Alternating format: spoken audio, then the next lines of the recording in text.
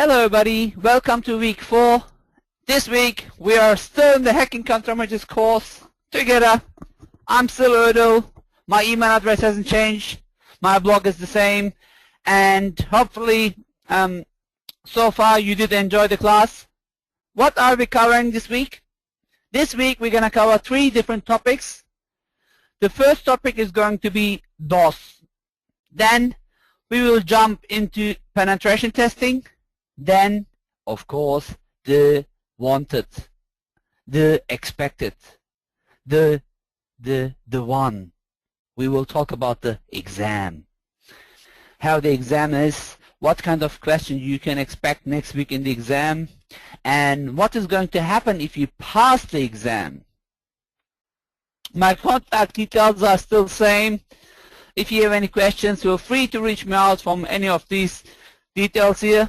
Our hashtag is still the same as well. So if you are on Twitter, please make sure you use Stop Cybercrime hashtag. So Stop Cybercrime hashtag. And I can see people are there. We starting beautiful. Gary is here, Zubair is here, Sakib is here. So don't forget to use the hashtag. And as usual, your 1 point stop for learning is https learn.itmaster.edu, not my Facebook page, not my email address. It is the forums, unless you have any private question to ask. Okay. Many people are asking me a book for recommendation. To be honest, I found one. The book that you see in the screen, which you can purchase from Amazon.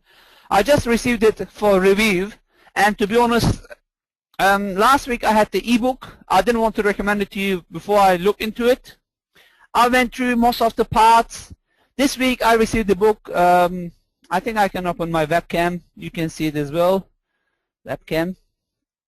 Don't worry about webcam. I know there is a button here somewhere for the webcam. Don't worry about it. But you will see that I got this book in my hand, and you can purchase it for $30. For most of you, I know, especially for the guys from far away, maybe this might be a bit expensive, but you can always buy the ebook for a bit cheaper. I think $30 for this book is not expensive anyway, so if you can afford it, highly recommend it. This will not just teach you hacking, it will also teach you the core components of penetration testing. Okay, 4 weeks ago today, I started with a question. And the question was, how safe is your computer? Seriously, after 4 weeks, can you please tell me how safe your computer is? I don't want you to type it in. I know it's going to take some time. I know it's sometimes not that easy to secure computers, but I think by now we all understand that security is important, and it is really. And by the way, I just saw Nick's comments. Erdal, yes, I watched 3 of the Defense in Depth lectures with Erdal Milad. Ah, yeah. It's good time for you, Nick, to learn the Turkish accent. The bad part is also it's not just Turkish, it's German as well. We call it Germanish accent. Anyway, back to the topic. So I asked the question, how safe is your computer? And we had warnings. We said, hey, be aware. Hackers are everywhere. Hackers might be inside of your computers. And the question here is, before I start to explain how we can stop them, let's learn our final topic for this short course. What is DOS? Denial of service attack. DOS is an attack on a computer or network that prevents legitimate use of its resources. Think about my blog. Usually I get around 20,000 people per month clicking on it, going into it. The blog can easily handle it.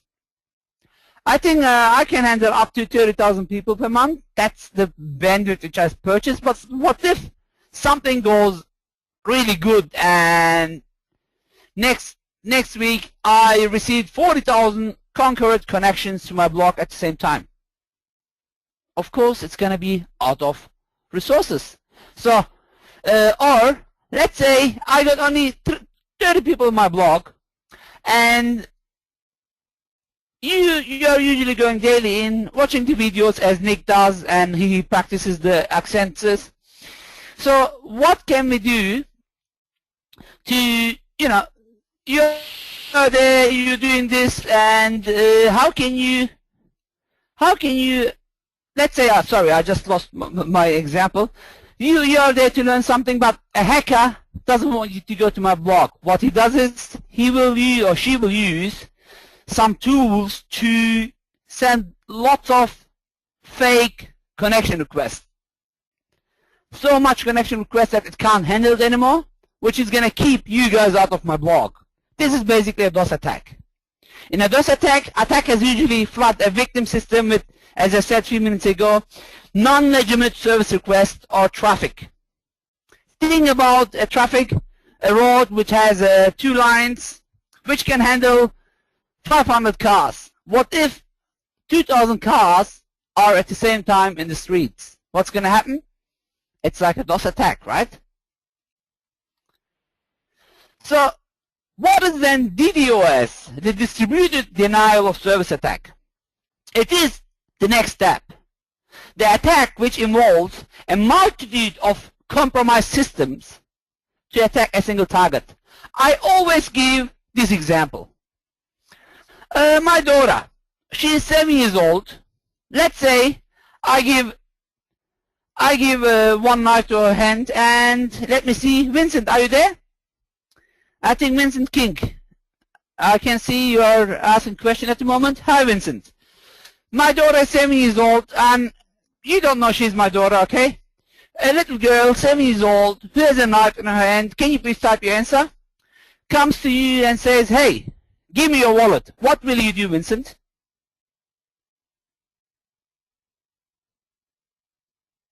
Say no. It's mine. Okay. Now let's change the example. I send 500 kids with a knife, and they surround you. What will you say? They tell you, hey, give your wallet or you will die. No, no, no. 500 kids, 500 knives. Andrew, no, it's not my daughter. Of course you will give it over, right? But the question was really cool. Belinda asked a beautiful question. 500 kids and one knife? To be honest, doesn't matter. 500 kids can be more dangerous than one knife anyway.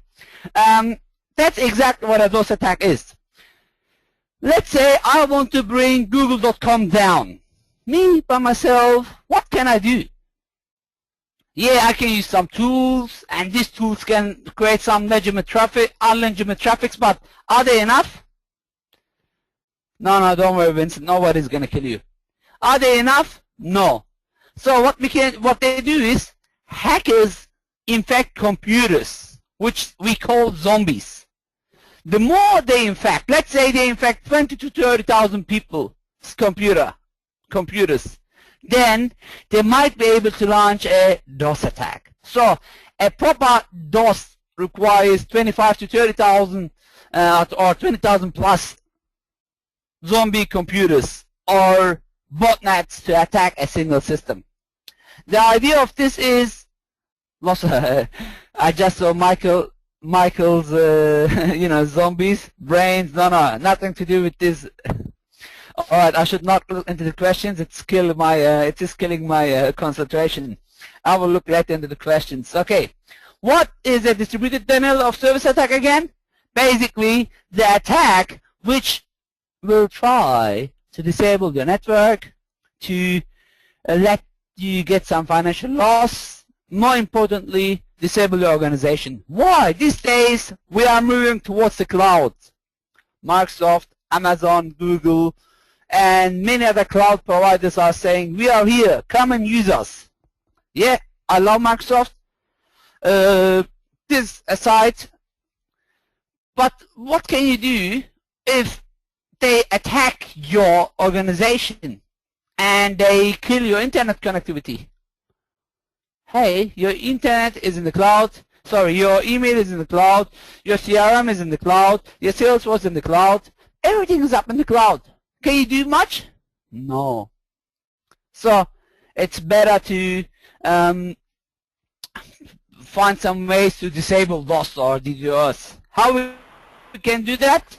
We're going to talk about it very shortly. I said 20,000, Vincent, not 2,000. You forgot 10. Okay, symptoms of a DOS attack. Unavailability of a particular website. I don't know if you noticed, last week my blog was unavailable. A script kiddie was running a DOS attack. I was able to identify the location, the IP addresses. It was originated from 3 IP addresses. I did log them, and I did, send them back to the legal parties, but which hopefully they're going to take care of them. But what can you do really if there is a DOS attack? I mean, someone like me, here's a blog hosted somewhere in the cloud, can't do much. Just wait until the attack is over. Then, how did I notice that? Every time I was trying to go to my blog, it was basically not responding. Easy. I had the administration panel, which has nothing to do with my blog. I was able to connect there through my ISP or hosting company. I was able to see the logs. I was able to see the IP addresses. I was able to cut the connection and reset the connection. But they were connecting again and again and again.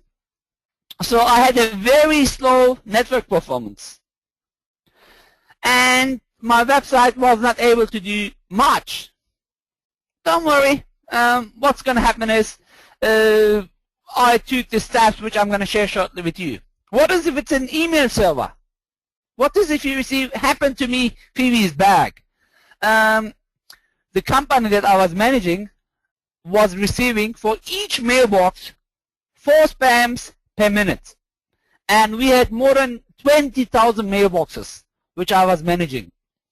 Can you imagine 20,000 times 4 per minute?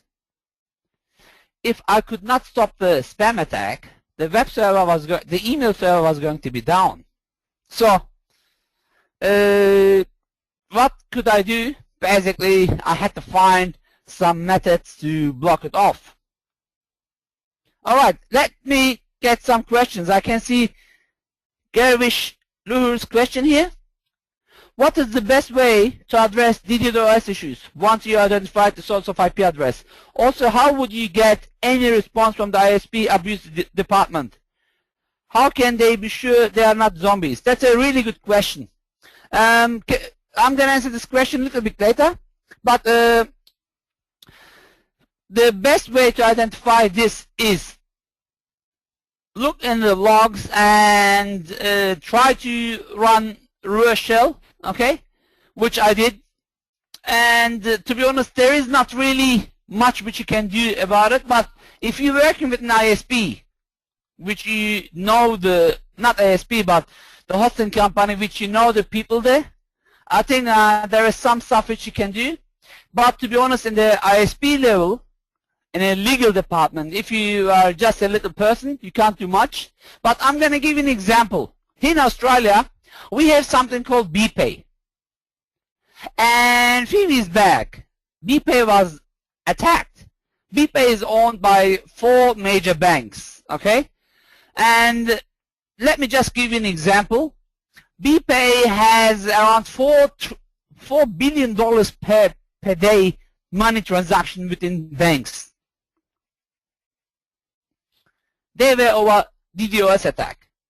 I can't disclose the details, but the only thing which I can tell you, they were able to work with a major ISP here to divert the attack to some honeypot service. So if you have the money, if you have the power, you will be able to work with some ISPs. Daryl has a beautiful recommendation there. He recommends joining AUSNOG, which is AUSNOG, which stands for Australian Network Operators. This is really good. Daryl, probably you should write a blog post in our forums for that. It's a really good resource. Ben, is there any other question which I should take? I could just see the last one here. We did have one other question that was quite good. Sorry, if you can tell me where it is, or if you can read it out. Bear with me. We just had Umesh comment saying that we had DOS attach today on our Office firewall because of global mail delay. And where's the question? I mean, yeah, it's not a question, a comment. Yeah, Umesh, we had a DOS attach. Yeah. Let's talk what we can do against it, okay? Very shortly. Alright, what kinds of DOS attacks are available? We have bandwidth, there is what we call bandwidth attacks, and as you can guess, they aim the bandwidth there. Then we have service request floods, sync flooding attack, ICMP flood attack, peer-to-peer attacks, permanent DOS attack, application level flood attacks. With bandwidth attacks, they will basically jam your bandwidth and will try you to make out of service. With service request floods, they will send you, let's say you are a web application server, they will send you lots of unlegitimate service requests which will let you out of service. With sync flooding attack, let me explain you this way.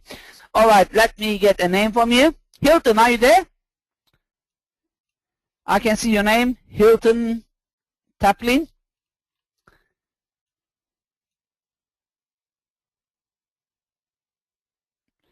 Mark, I will mention the book. Hilton, you there? Okay, beautiful.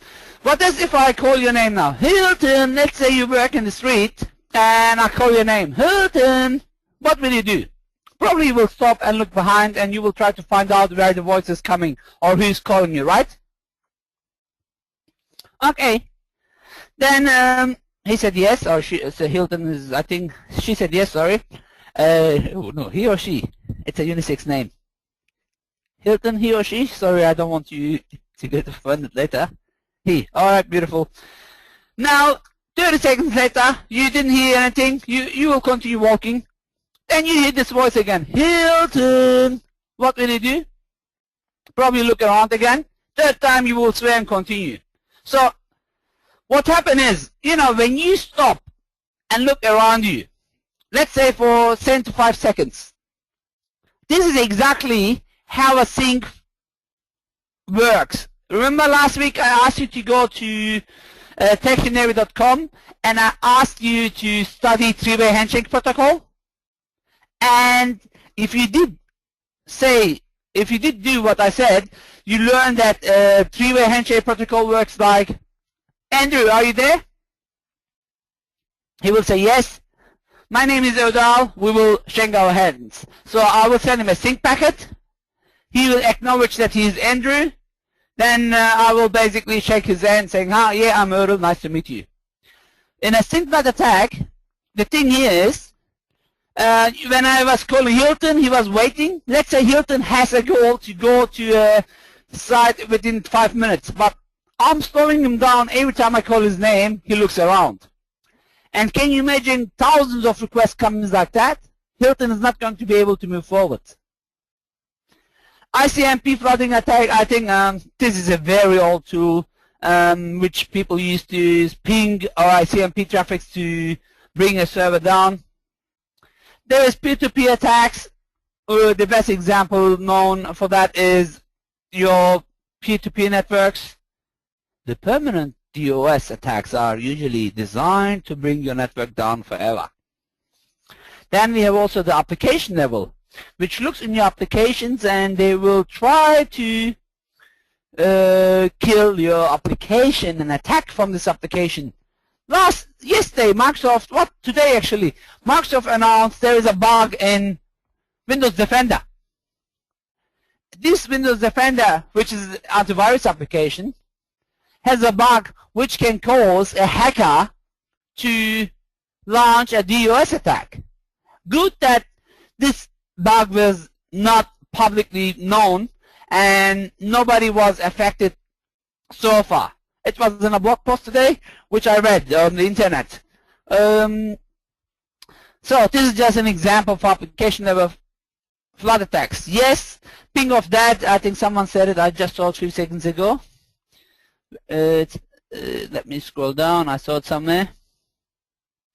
Mark is right. Sing attacks also use lots of resources on destination which can crash server. Yes, all of them will be able to crash the server, but the difference between permanent DOS attack is they are usually trying to, heat up your fans, boost your services, and the aim is not to stop your services. The aim is to cause damage in your services, which will automatically stop your services as well. Bring back the ping of that attacks. Yeah, Daniel, I will make sure it comes back for you. Don't you worry. Okay. Who is behind these DOS attacks? Sometimes you see hacktivist. What is a hacktivist? I think you all know what an activist is, right? Activists, let's say Greenpeace. They are there. They usually try to save the environment, and they do many different acts to take attention. Hacktivist is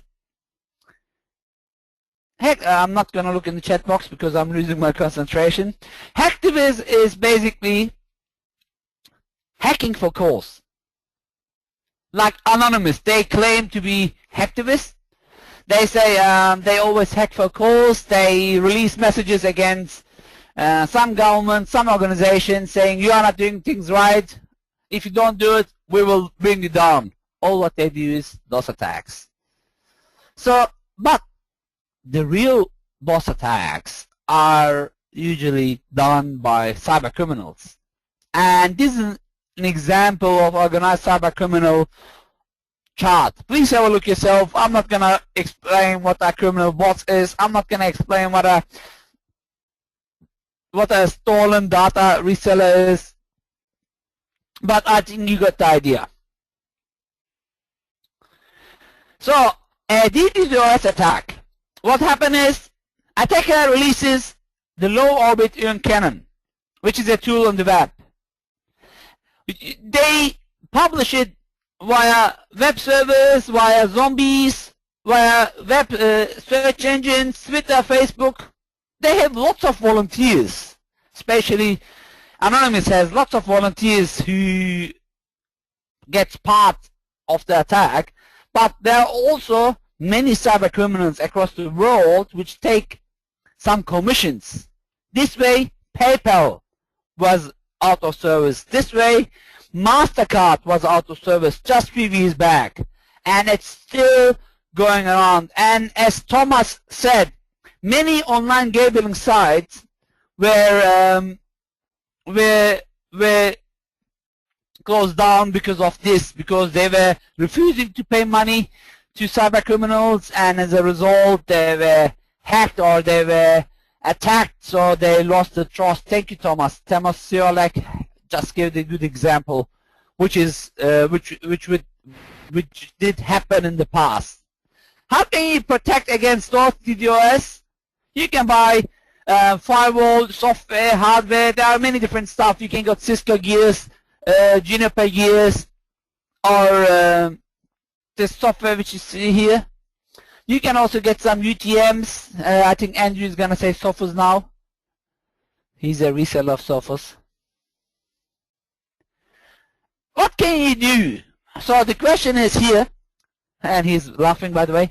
What can you do? You as penetration tester, you as ethical hacker, you should test how much data, how much load your server, your services, your computer can take. And all these tools here are available for you to download. I'm not saying all of them are free. To download and to test your service out. Fairbet is a good one, Thomas. Yes, you're right.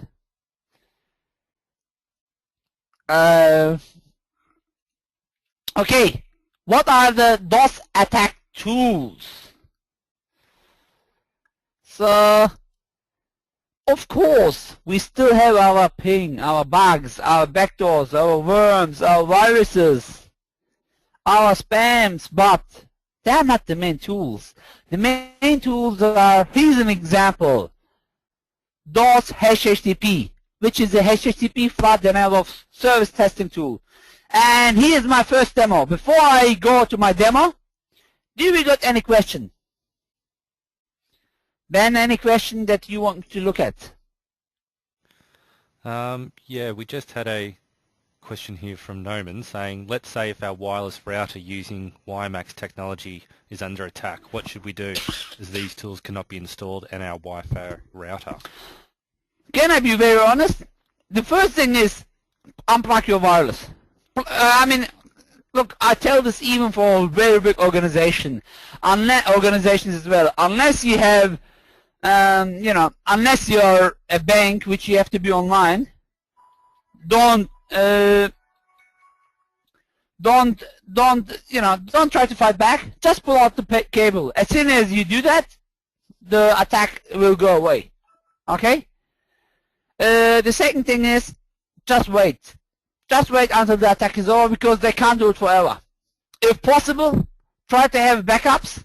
There are many companies now, they will fail over you to another site, another IP address, another location in the world, which is gonna, you know, delay the attackers to come to your site. You can always switch over, but this is really not a solution. Or there are a couple of other solutions which, to be honest, I didn't put in my slide deck, but there are lots of companies these days. They give you around 99% DOS guarantee that you're not going to be down from DOS attacks.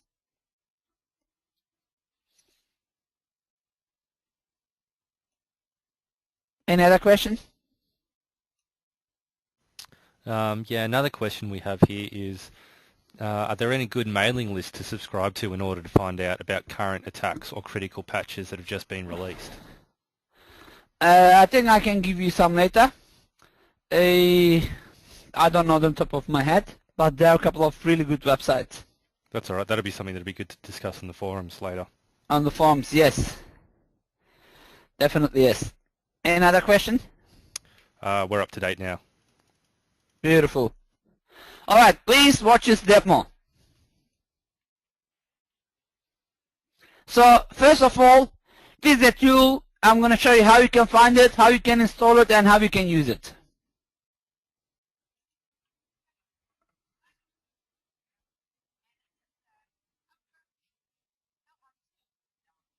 Can you hear the voice?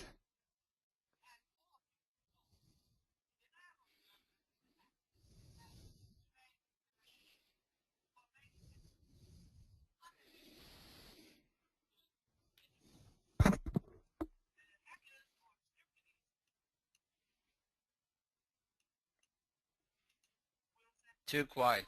Okay. Alright, what I'm going to do is, don't worry, I'm going to take over of the voice. Okay. So, it's really hard to get over the voice. This is a tool where you can download it.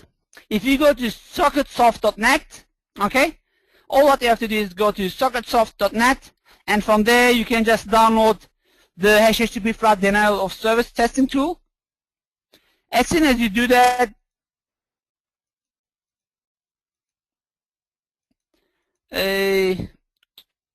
that's what I'm going to do right now. I'm going ahead, downloading the software. By the way, for the lab, you need also Wireshark. I think all of you know how to get Wireshark. To download Wireshark, go to wireshark.org. Download the Wireshark that you're using. Of course, my one is Windows. If you have any Apple or different release, go ahead and use it. Now, as you can see, I'm installing Wireshark. So I'm going to release this video a little bit later for you. You are going to be able to download it tomorrow and watch it fully. It tells you how you can install Wireshark. Then I'm moving to my Windows 8 computer. I'm going now installing my Ddos HTTP, the latest version, which is 2.5. I agree with the agreement. And now, all what I have to do is, you can get a target URL, which is online, or you can just put an IP address. Before that, of course, you're gonna download the trial version, which you can use up to 4 times, and the trial version is limited up to 10,000 packets, so you cannot really bring any computer down with it, but it will give you an idea. In this case, I'm putting my local IP address in, which is 10.10.10.12, and I can go ahead, select my user agent. I can go and select my packages. I can't select 15,000, but I can select up to 10,000 per second, by the way. I can just send continuous requests, or I can send, as you can see, 1 million requests per second. If you're not sure, you can always go and verify the URL. And as you can see, it's doing a ping test at the background. It's making sure it's connecting to the other computer. And it's really hard to use. All what you have to do is click Start Flooding. And as this is a trial tool, you can just send 10,000 requests per session. Let's see if this is working. As you can see, the socket, it's sending lots of traffic through. If you wait a little bit, we will get some responses back. Is this working? This is my Wireshark and the other computer. If you wait a little bit, you will see that the computer is going to start to receive packages. And here we go. It is receiving packages from the other computer. And very soon, you're going to see that my Wireshark is going to crash, as the computer is going to get lots of resources. So what I done is I went to 4 different virtual VMs during the recording, and I launched the testing tool. And I don't know if you noticed, lots of packages are coming through from different IP addresses. Very soon, again, please watch this video a little bit later. Like tomorrow, you can go and download it. James is going to upload it to YouTube for you, and Ben is going to make sure that it's there tomorrow as well. So you will have this tool very soon for you, where you can watch. What I'm doing now is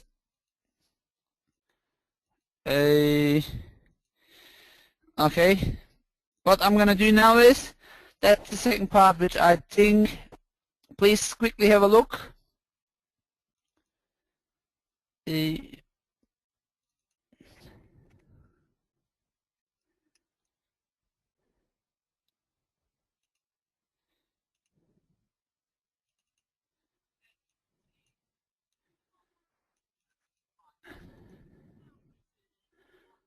And that's the second part of the video.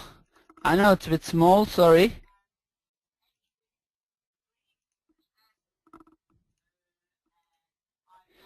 And as you can see, lots of packets are coming through. And very soon you're going to see that my Wireshark will stop responding. My computer will stop responding. And at the end, again, you're going to see that my resources in the computer, I think I'm going to be able to launch Task Manager. If you watch the full video, you're going to see that my Task Manager network resources are going very high as well. I think you got the idea. Please watch the video a little bit later in your own time. So this is a tool which will help you to test. And this was just an idea how this happened. Yeah, of course, it's a very small, but what is if you got, what I done is to crash the computer. I'm going to be very honest. I just assigned via my virtual via Hyper-V very limited network traffic. And I launched 4 different computers with the others were full version, and I started to ping the computer to crash it down, otherwise it was not going to be fun. Alright, this is another tool for you called Hping. I think Hping 3, most of you do know about it. If not, you can get it free via Kali Linux. Ted is giving a nice example. It says you could you use ping/f in Unix? Yes, you can. It's just an example. Alright, here's another example for you. You need again Wireshark. What we do is with Wireshark, we start Wireshark. Make sure you start to sniff the network card that you want to sniff. Then from there, I'm going to move to my Kali Linux. This is my backtrack. For me, I'm going to Applications. From Applications, oops, it stopped. So I click Applications, Backtrack, Information Gathering, Network Analysis. I'm going to press on the top for the soon. And from there, Live Host. From there, Hping version 3. This will launch Hping version 3. With Hping version 3, what you can do is you can run many different commands, as you can see. In this example, I'm going to run a SSL sync attack. To be able to do so, I'm going to type, you will see it very shortly. Hopefully I'm going to type it very shortly. Come on, Erdal, type it.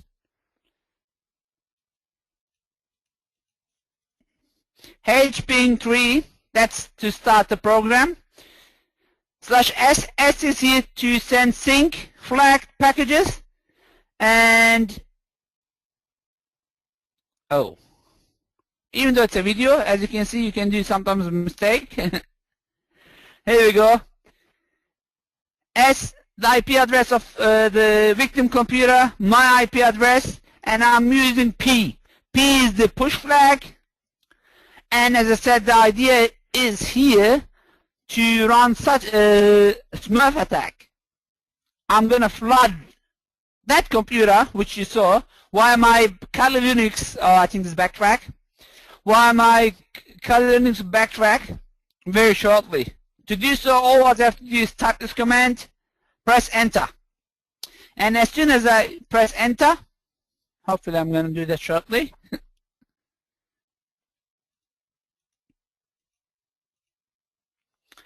You will see that it says Hping is in flood mode, no replies will be shown.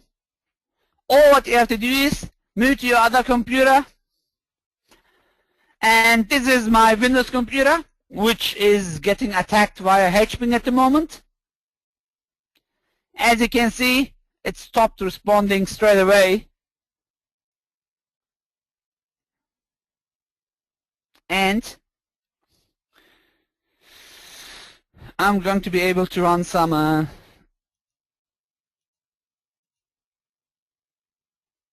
I don't know if you notice, it's hanging out there. So I'm going to Task Manager. From Task Manager, I'm going to jump to More Details.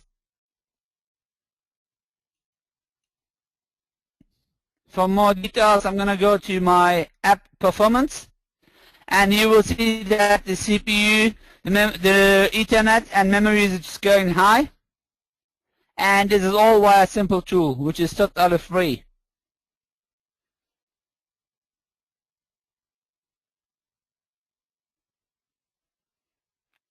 This was just a small example how we can use Hping to launch those attacks as well, or to do testing internally. Probably you're not going to be able to do that in a real environment to attack external devices, but internally, I don't know if you notice, it's really great. The CPU usage went fully up, and as you can see, it's 2.6 gigahertz CPU. Yeah, RAM was only 1 gig, but Ethernet, as you can see, it's really very pushy. I think you got the idea. Ben, is there any question that you want me to look at while I was trying to run the demos? Run the video of the demos? No questions come through. There were a lot of interesting I noticed Paul wrote something really long. Yeah, I'm going to look into it a little bit later. So it's too long for me to read now. Okay. What can you do? What are the countermeasures?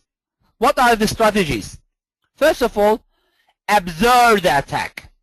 If you can, use additional capacity. I know it's easy to type in a slide. To be able to do that, require additional resources. To get extra additional resources, you need lots of money. It's not easy. If possible, degrade services. This will help you identify your critical services, and you should stop non-critical services ASAP to make the traffic flow. And as I said, the best rule is usually shut down the services until the attack has subsided. Because seriously, it is exactly like 500 kids with a knife. What can you do? Or I always give this example. Look, I'm father of 2 kids. I can usually look after 2 kids. Yeah, sometimes the females go out to cinema and they give all the kids. Let's say I had 20 kids to look after. Can I really do that? Can you imagine 20 kids crying at the same time, and while I'm watching my FIFA World Cup football game, okay, or soccer game, can you imagine 20 kids cry and they ask to open cartoon? What can I do against 20 kids? I mean, I can shut one, the other, but how can I shut 20 kids up? Probably I'm going to open the cartoon and move to my laptop, watch my soccer football game from another computer, from another TV, if possible. Because they're launching a DOS attack, which I can't handle anymore. So I'm shutting down my services, I'm moving to another computer. Yeah, Belinda, that's easy to say. Are you mom as well? Do you got kids, Belinda? Prioritize, yeah, prioritize, soccer game comes first. Don't tell my wife. Belinda, do you got kids?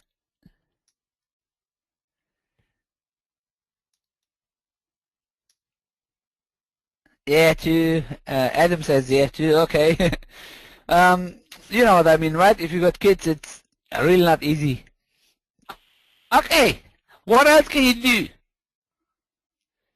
More like designated babysitter of a very large family. Okay, then probably I'm gonna get your experiences after the class. Okay. You can do post-attack forensics before the attack. Post-attack. You can mitigate the attacks if possible. Try to deflect the attacks. Easy to write down. Prevent potential attacks. Yeah, really. Notarize handles. That's a good point. And protect secondary victims. What you can do basically is make sure you do your post-attack forensics, or you do your ethical you use your ethical hacking skills to protect these kinds of attacks, because these attacks can be really annoying.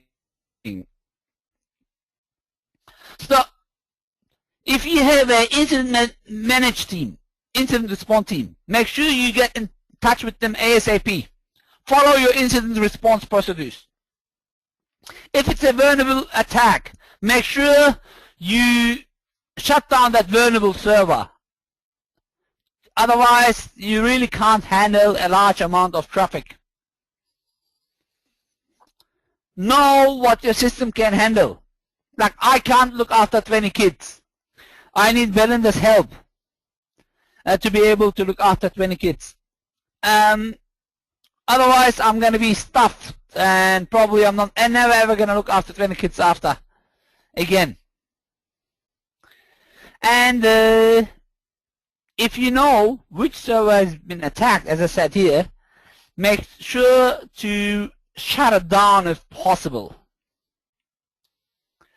Alright, you want more tools? Yes, Nessus can be used, Haren, and these tools. Nessus is a good tool. This is a beautiful tool where you can get it from the internet. I mean, the IP addresses are just, don't worry about the IP addresses, they are just made up here. It's called DIY, do-it-yourself DOS attack, where you can launch your own attacks. Or this is probably one of the most used tools, which is the low avert iron cannon. And you can send lots of different, you can send lots of different, you can attack with lots of different options. To be honest, as I say always, if you're not the master, you are managed by the master. So what you can do is, I'm not going to read what it's saying here. You can get a manual mode or you can get the automatic mode. You can put the server address, port. You can even attack IRC channels. You can put the URL, the IP, and stop flooding. What else can you use? You can use Wikipedia. Wikipedia is usually for as testing tool, or you can use you can go to Mapsoft. I promised James that I'm going to put the tools with the URL. Some of the tools are a bit old. Maybe you're not going to find them on the internet. But if you watch my Google hacking video, which is in our YouTube IT channel, which is in our YouTube channel for IT Masters, you can go and see how I work it there.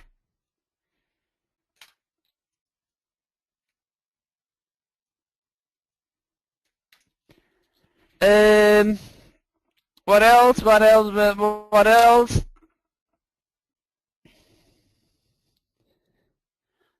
You can see here another Colorsoft Ping tool, UDP tool. I got all these tools for you here, where you can download them and get more information.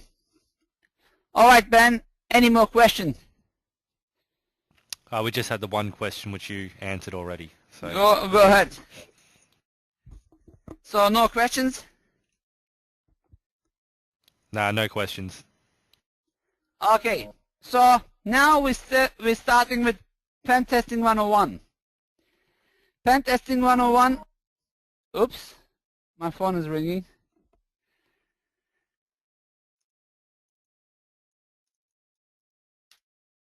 Okay, Pen Testing 101. If you don't want to get hacked, then you need to know how you can prevent this. All right, all right, what you can do here is, okay, you can see the Pen Testing 101 tools. Like a few minutes ago, who was it? I took a screenshot as well. Nick, are you still there? Remember you were complaining about Milat and me for our accent? To be honest, Milat is live at the moment from Dubai. You just let me show. I'm just Milat. Hold on, I'm sharing the screen. He's Milat. Can you Milat? I'm sharing our. He's in Qatar at the moment. I just shared Nick's comments live with him. So he is also at Microsoft and cybersecurity team, and he is going to share some experience with us as well as guest speaker. Milat, can you talk, please?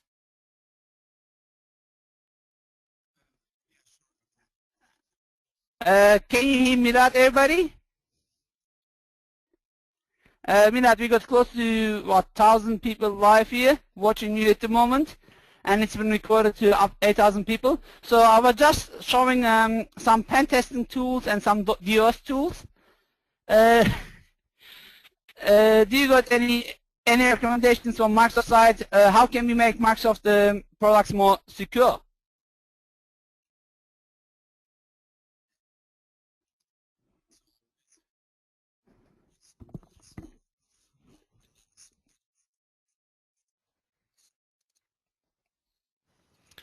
I think people are struggling to hear Erdal.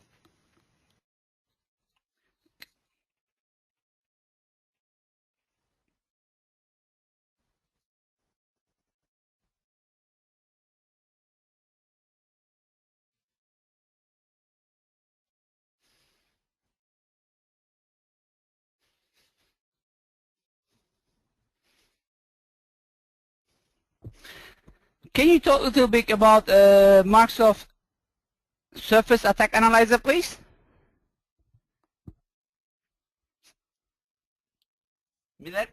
This Surface Attack Analyzer. Can you hear me? People aren't getting any audio, Erdal. You can't hear us? Hold on, hold on. Milad, I think they can't hear you. So, they can't hear you?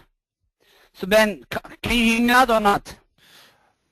No, I can't hear Milad either. I can hear you perfectly, but not Milad. So if you can't hear it, then nobody can hear it. Anyway, the recording is going to have it, I think. Sorry, Milad, they can't hear you. This was a surprise, to be honest. While I was teaching the class, I asked him to join. Anyway, what I can do is we can record an offline session and I can put it to YouTube later, to our university channel. Milad, can we do this recording later offline with you, please? Okay. All right. I'm just taking you out of screen. So say hello to. We have people from all over the world: South Africa, US, Australia, and many other Europe, Netherlands, this and that. You know. Thank you for joining me, that, and I will be in touch with you later.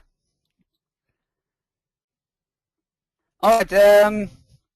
So, if you don't want to get, sorry, I thought you could hear it, and it was a nice surprise because he's managing a big cybersecurity team there, and I thought he could just add some value into our class while he was there, but I will ask all this question later offline to him. Hopefully, you will still learn something out of him. I'll make sure if you got any question, please email me, and what I can do is I can pass all your questions to Milad. And, you know, as Microsoft, maybe he can answer some of the questions for us. I'm just checking Twitter live, by the way. Thank you, Simon. Thank you, Marlon. So, Zubair, I think. Thank you, Mohammed. Thank you, Mubashir. So, many people are in Twitter. If you're at Twitter, don't forget, please, to use also the hashtag. Now, back to the class. So we always heard the same excuses. Hey, we know the internet is very dangerous, but protection costs lots of money. What can I do? Or you know what? It's too complicated. What can we do? Who cares? Who's gonna hack us? Ha ha ha! I got a simple firewall, and it can protect me. Woohoo! We have a simple solution, and that simple solution is going to protect us. But the question is, really? Is it really that easy to get not to or to get hacked or not to get hacked? So the question here is, why should we have penetration testing? It's to, first of all, it will help you to identify the threats facing your assets. So I love this photo. I don't know if you can see it. I love this photo. This photo is basically telling us lots of stuff. It is, I think I showed you this photo last week as well. So his asset is his donkey, and he's treating it as it is a BMW. For him, this is his main communication channel, right? He has to treat his asset well. Maybe you drive a Maserati or Ferrari. For you, this is just a pet. So it really depends on who you are, what kind of organization you belong when it's come to asset management. For this, please, towards the end, I'm going to have a URL. Please watch that video where I explain more about asset. So this course is assuming you know what an asset is, you know what a threat is. So penetration testing if it's not completed professionally, it is as dangerous as hacking. Penetration testing will just assess the security model of your organization, and it will help you to find some potential consequences of what a real hacker can do. The difference between you as penetration tester and hackers are usually you are getting paid to hack. Hold on. The hacker is getting usually paid as well. But the main difference between you and the hacker is, here is, okay? Your job is to find the vulnerability and patch it before the bad guy finds it and brings it down. I hope this makes sense. So, what is a security assessment? Of course, every organization is using a different type of security assessment to validate the level of security of their network resources. They do security audits, they do vulnerability assessments, and they do penetration testing. So, security assessment is not penetration testing, but it is part of pen testing. Keep in mind, each type of security assessment requires people to conduct the assessment. And you might need to have different skills. Look, I'm not a database expert. Yes, I can do some SQL hijacking. You know, I can inject some codes into it, but to be honest, I'm not good as a SQL database administrator, which means I need to have someone who's good with databases in my team. I'm not an expert, let's say, in Apple. I need to have an Apple engineer with me. Does it make sense? So you have to have a good team to work together. So now the question is, what is security audit? A security audit is a systematic evaluation of an organization's compliance to set of established information security criteria. Security audit will include usually assessment of system software and hardware configuration. This could be physical, could be virtual, could be your data handling process, could be your best practices. So it will have some checklist of standard policies and, more importantly, procedures. This, what else? A security audit will make sure that your organization has and deploys the standard of information security policy. For this, for example, you might use ISO 27001. Or if you are a concrete company, for example, you might use ISO 9001. You don't need the internet security standards. You need the quality standard, which is 9001. So there are many other examples, such as HIPAA, if you're in America, SOX, PCI. So there are many different regulatory requirements where you can conduct this kinds of tests. What else? What else? Then I can see lots of questions are coming through, but for some reason I don't see the questions anymore. Is it just me, or there are no questions anymore? The last question which I see is from Hilton, which says zombies and clustering. Is this true? Okay, no, there's just one question that's come in a few different parts here, so I'm just trying to get them all here, so bear with me. But Roshan is asking, is there a common penetrating testing standard covering all layers, a framework or a methodology which covers all the aspects of a network? I know at the moment ISO is working on a penetration testing standards, but it has not been published yet. So there is no standard set, but I think I got a beautiful blog post. If you go to my blog, where is it? It's here. Penetration testing.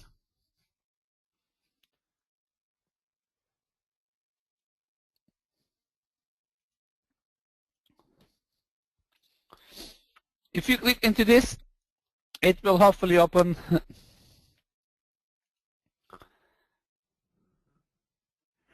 Thank you, Nick. Thank you, Atikur. Thank you, Paul. I hope you're enjoying it. So it's loading up. Some. If you go, here we go. Penetration testing framework.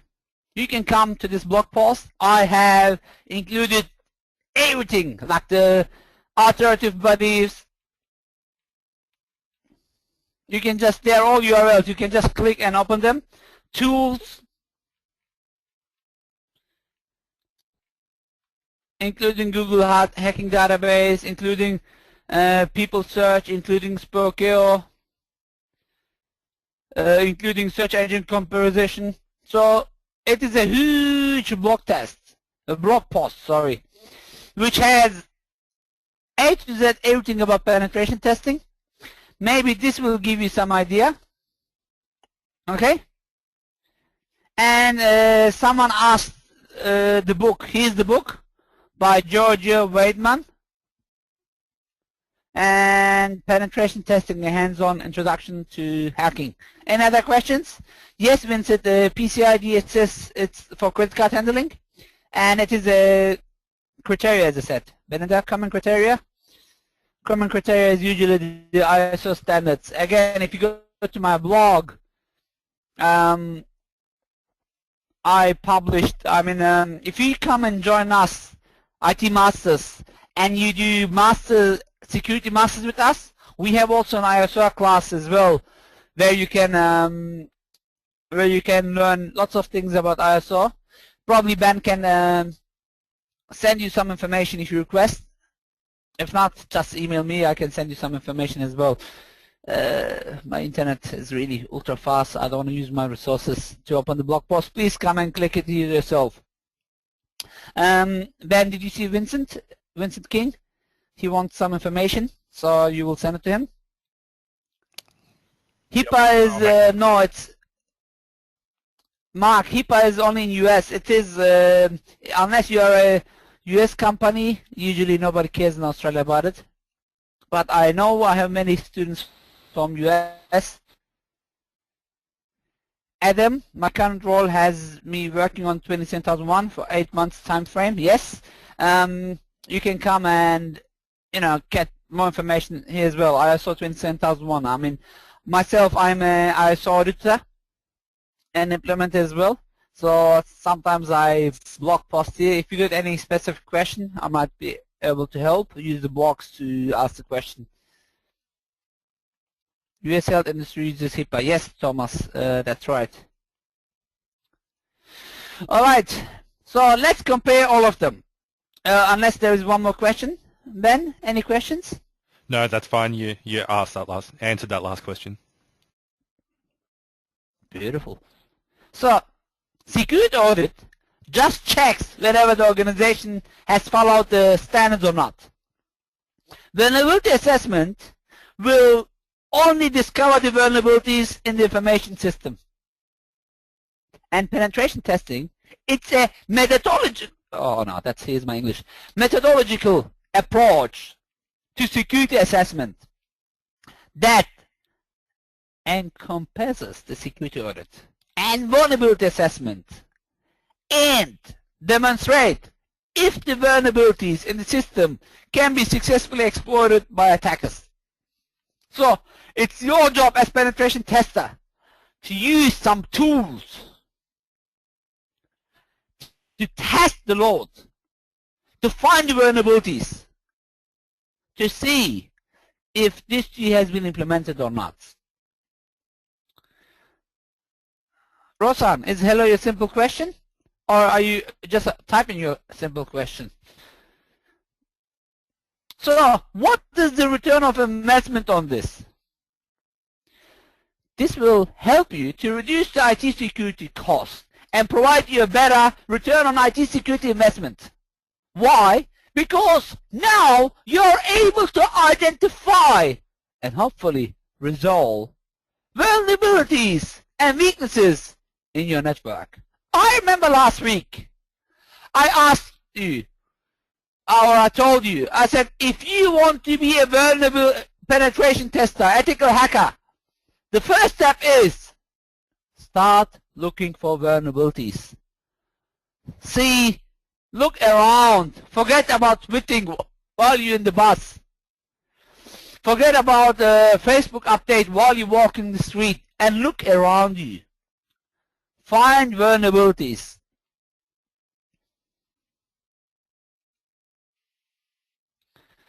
And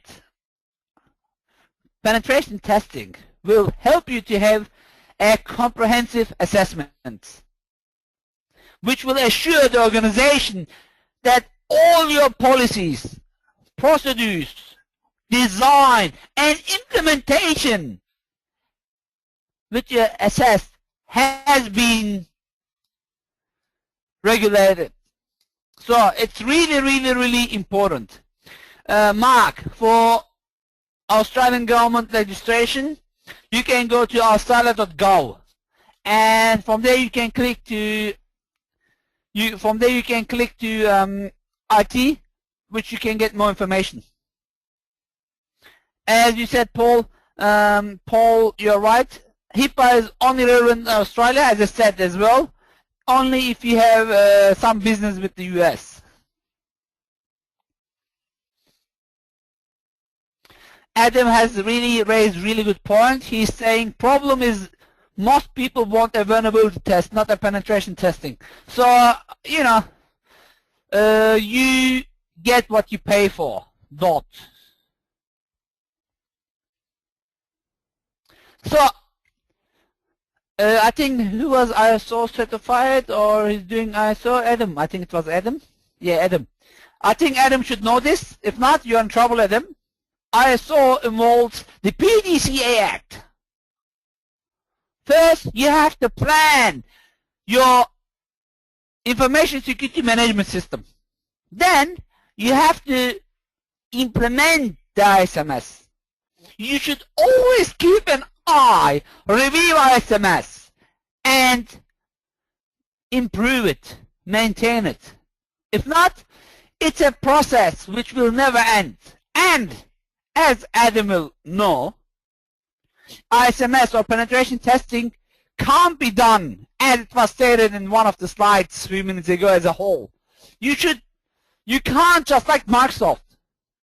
They have more than 30,000 employees. They have more than 400 locations worldwide. How am I going to penetrate testing all of this at the same time? No. But what I can do is I can go branch by branch. And if you look at ISO, this is exactly how they certify.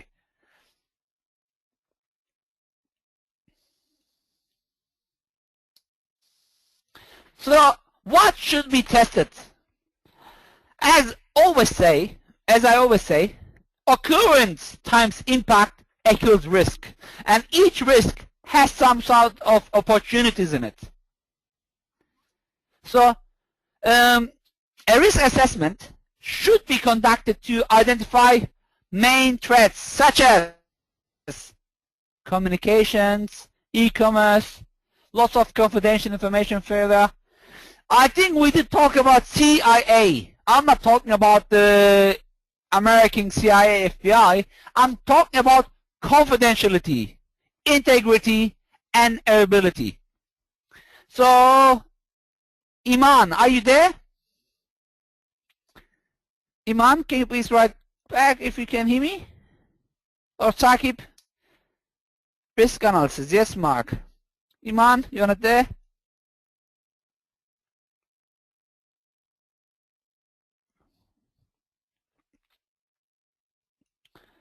All right, anybody? Here you go, Saqib. Can you please tell us how much money you got in your bank account? Saqib Raza is at the moment typing and telling us how much money he got in his bank account. Come on, Saqib, we're waiting for you. Not too much? Yeah, how much? So you don't want to tell us, right? Because it is confidential. It's not our business. He's really writing how much money he got in his account. You are hilarious. Usually, you know, you don't tell how much money you got. How can you trust me? Now tomorrow you're gonna go to your bank account, you're gonna see only 7 cents, and you're gonna blame me for that.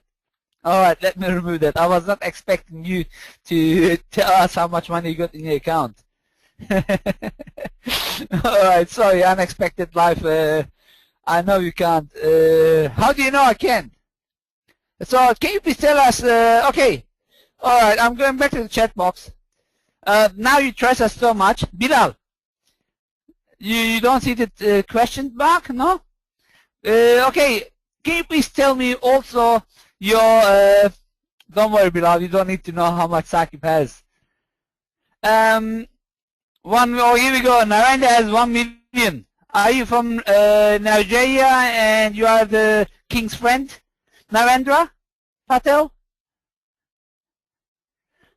Yes, beautiful, I knew that. So, do you want my bank details? I'm a student, not a businessman. Okay, Saqib. Okay, do you mind sharing your bank details with us here? Just in case, let me remove the chat box so you will type it. Probably you will not because it's confidential. And what we accept on your bank is, next day when you go, you want your $7,000 to be there. That's your integrity. And what is the A part of CIA? Next day again, when you want to take the money out, you want your money to be available. You won't be happy if you go to the bank and you see 7 cents there. Or you go to your bank, you got $7,000, but they say, sorry, I don't have money now, come tomorrow. You need the money now. So that's what we call CIA, confidentiality, integrity, and availability. What else? We have also, you should always look in your public-facing systems. Give me 1 second, please. Sorry, I had to take a sip of water. So you should have always your public-facing system checked. Your website, your email gateways, your remote platforms. They are really important to test. Excuse me.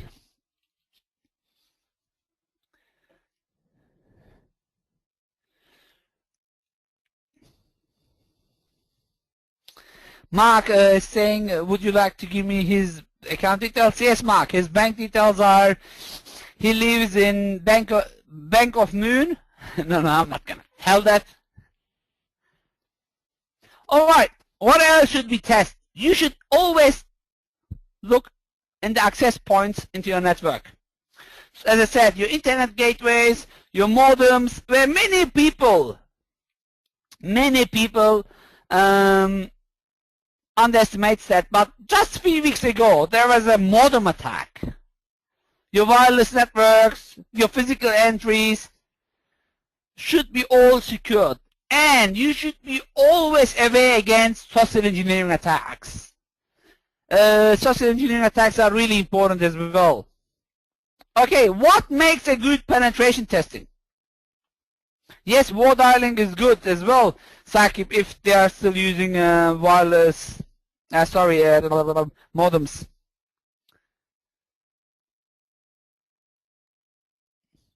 Daryl really brought a really good point. He said, should we monitor and check for unauthorized equipment on your network also? Definitely yes. Definitely yes. I mean, I always say, look, when you go to doctor, let's say you are sick and you go to doctor. The first question usually the doctor asks is, how do you feel? You usually don't go to doctor because you feel good. You said, yes, I got pain, for example. The doctor will tell you, where is your pain? Did you ever say to the doctor, I don't know, it's your job to find out? No, you should know your body. You should know where the pain comes from. And you should know, you probably should be able to describe your pain. When I do this, then that is happening. When I do this, I'm coughing blood. So network is the same, Daryl. If you don't know your network very well, you're in trouble. Okay, it's easy to say for small to mid-sized networks. What about enterprises? Let me make a better statement for your enterprises. The more you know for your enterprises, the better secure you are. Does it make sense? Vincent said yes, devices should be authorized on the network. It's also a good point. How can unauthorized devices get data? But these days, we have BYOD. And look, I'm not going to be able to talk too much about it now, but I'm talking very soon in a conference. Please keep an eye in my blog. I'm keeping, that's Milad, by the way, he just joined us a few minutes ago.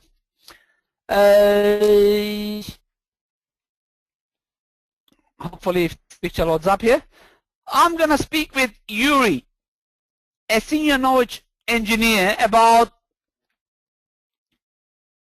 BYOD, walking zombie scenarios. So these days, more and more companies are allowing their employees to bring their own resources.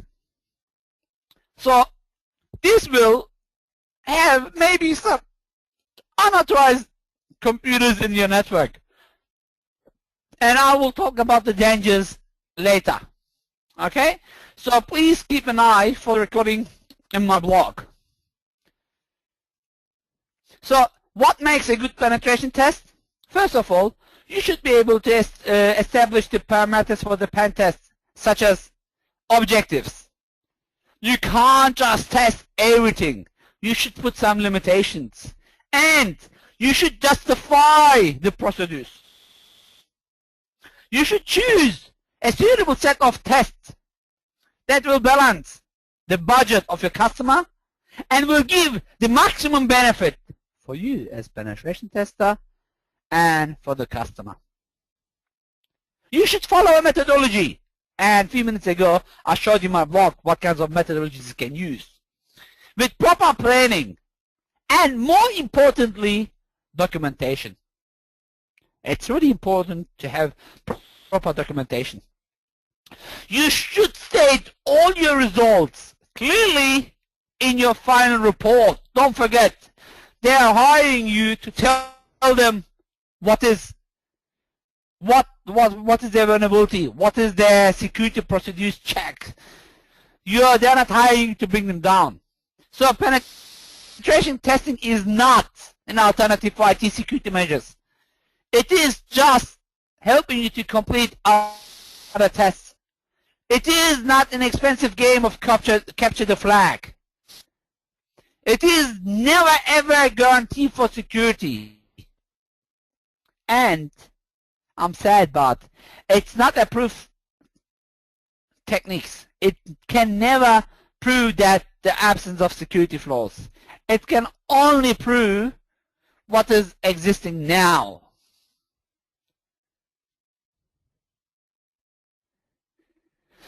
What are the limitations? Don't forget, pen testing is only valid for the period it has been tested. Next day, maybe something else will happen. And you usually have limited time to perform your tests. There is two types of pen testing. One, internal testing. You do all your tests from inside. Two is external testing, where you do everything from a public network. You launch your attacks.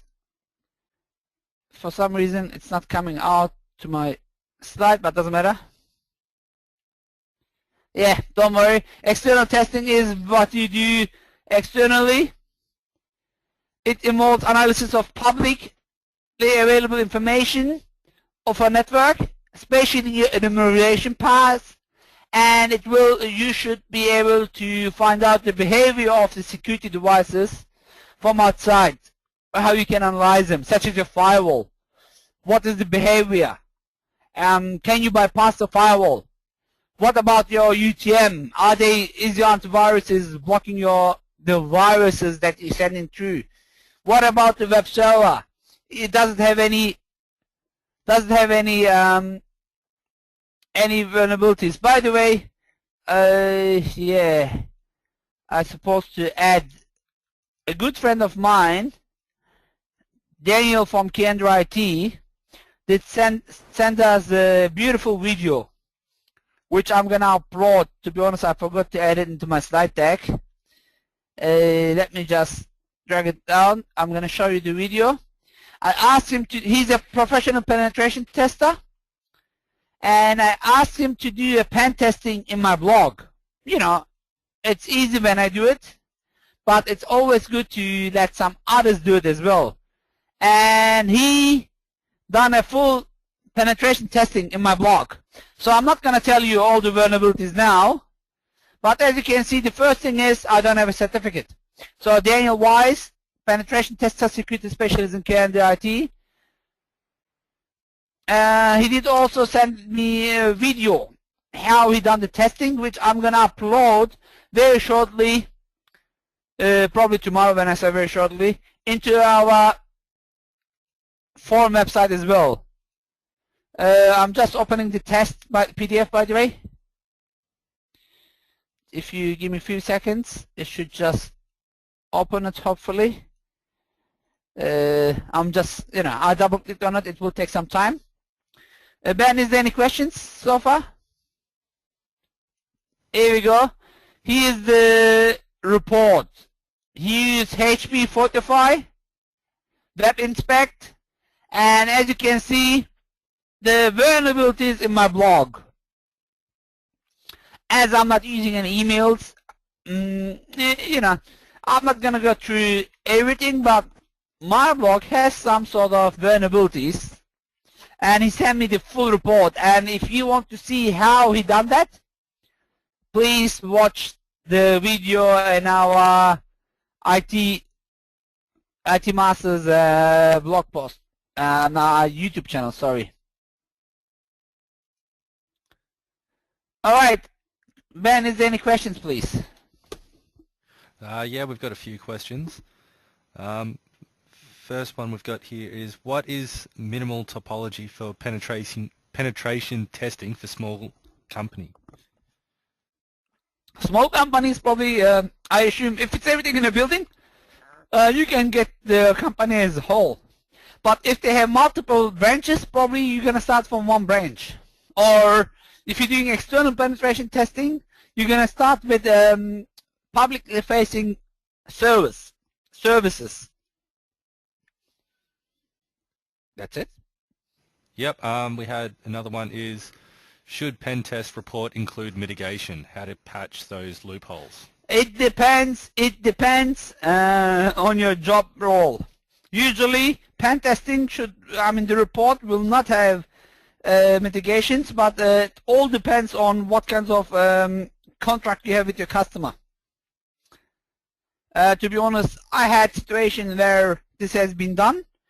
I had many situations where this has not been done. So it depends on the budget. If the customer only has, let's say, a budget for pen testing, and they might use the internal team for mitigations, it's not your job. Let them do it. You are not getting paid to do that. You know what I mean? It depends on your contract. And if you're going to add this, you should charge more. Questions? Yeah, we have another one is there any criteria or measurement to evaluate the trustworthiness and capabilities of a pen tester? There is a beautiful course which you can do by EC Council. Okay, ecouncil.org, and it's brand new. It's called Certified Ethical. What? This is the look. I'm not going to be able to show you the content. I'm allowed to probably. This is the content. It's brand new class, just released, as you can see. I think I'm allowed to open the first module. Give me 1 second. It's opening at the background. For some reason, my internet is, I don't know. Yeah, you can't see anything, Mona, because I can't see anything too. It's not responding. Just wait a few seconds, please. All right. In the meantime, can I get one more question? Yeah. One last question is, any recommendations for carrying out formal risk assessments? I see it as crucial, but not sure where to start other than using my common sense. All right. All right. Risk assessment. We call it ISO 27005. ISO. Here's a beautiful website, ISO 27001security.com, but ISO.org. Let me see if it opened. No, it didn't open yet. Come on, PDF. I have so many things open on my screen. Here we go. If you come here, 27001 is the information security measurement. 27005 is the number that you are after. This has regulations. And again, I'm teaching ISO 20. I used to teach ISO 27005 classes, or you can use ISO 20000. Director name is invalid. Beautiful. That's funny. I don't know what's wrong. So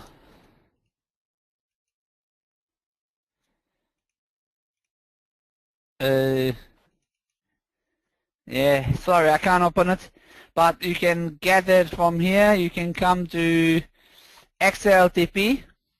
In the meantime, here's the regulation for ISO 27005. Okay, as you can see, it was declared in 2011.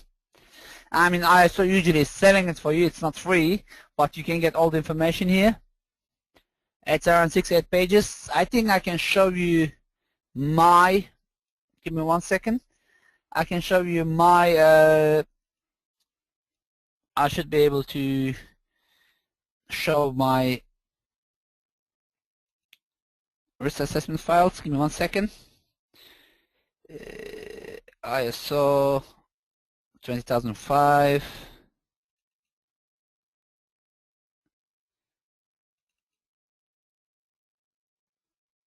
Oh no. Give me 1 second. It is password protected, so I have to type the password.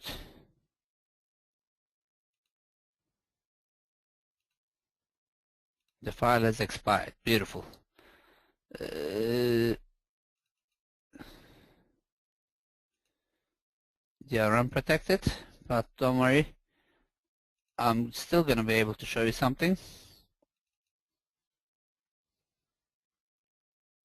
Here we go.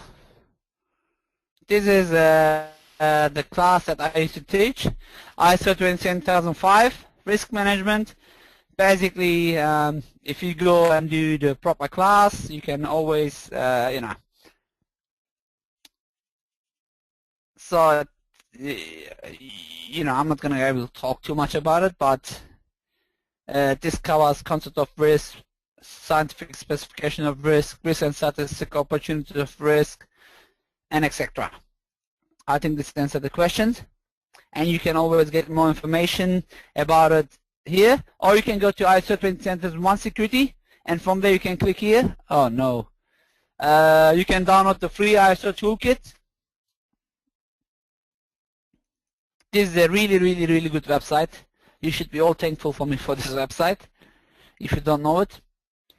And to be honest, it's better than ISO itself. It has the scope of the standard ahead, and not just this, you can just get any kind of standards from here. Alright, next question please. A few people are asking about what the expected budget would be for a penetration test. It all depends. Like, if you want, I can put you with Daniel Wise from Kendra IT together. Here's his details. Okay, you can always go to Kendra IT and get the details. To be honest, I'm not a penetration tester, actively penetration testing anymore. It all depends.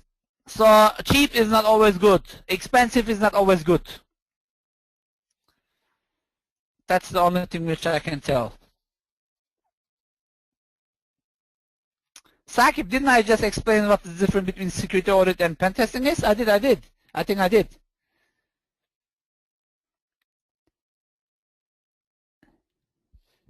Daryl, you spelled my name wrong. It's Erdal, not W. Erdal. All right, any other questions? Last question I have here is, what is the main difference between a pen test and a vulnerability test? That's probably Sakib asking, right? He asked also through as well. I think we did cover that. Let me just open it again. Look,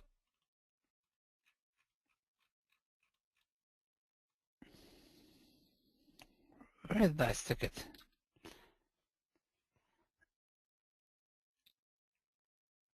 Vulnerability assessment will discover the vulnerabilities. Penetration testing will not just discover the vulnerabilities, it will also look how it can be exploited. Here's an example. Look, Kaspersky, alright, they're not in my sponsors, I don't know why I'm showing that. Kaspersky, you can download the trial version, you can come and do vulnerability scan. Okay? But you can't do penetration testing from here.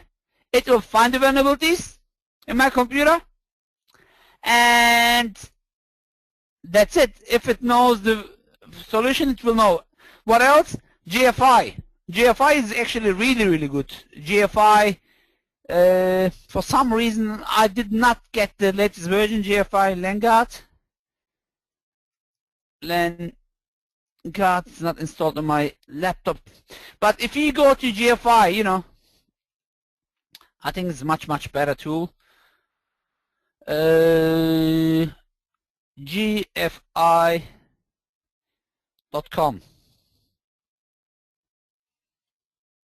And download Lengard. I think up to 5 IP addresses, it's free.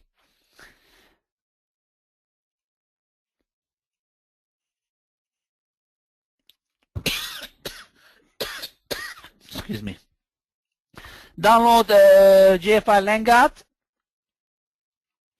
Download Lengard. It is really, really good software. It will not just do network security scanning and patch management, it will also do vulnerability assessment as well. Highly recommend it.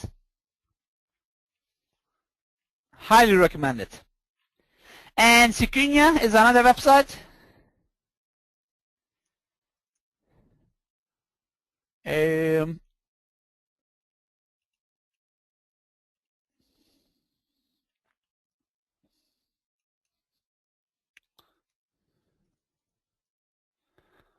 Which I would recommend as well, where you can look into it. Okay, any other questions?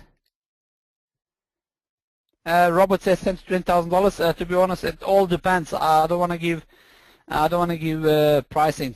It's different for everybody. Secunia has a really, really good software. I hope I'm showing the right one. No. As you can see, they have also some vulnerability assessments for you as well. And to be honest, I was going to show you something else. This came out of my keyboard. Give me 1 second, please. By the way, I can take another question in the meantime. Yeah, we've just got another question now saying, is there a cheat list to check the security status of a computer? Don't cheat, work hard.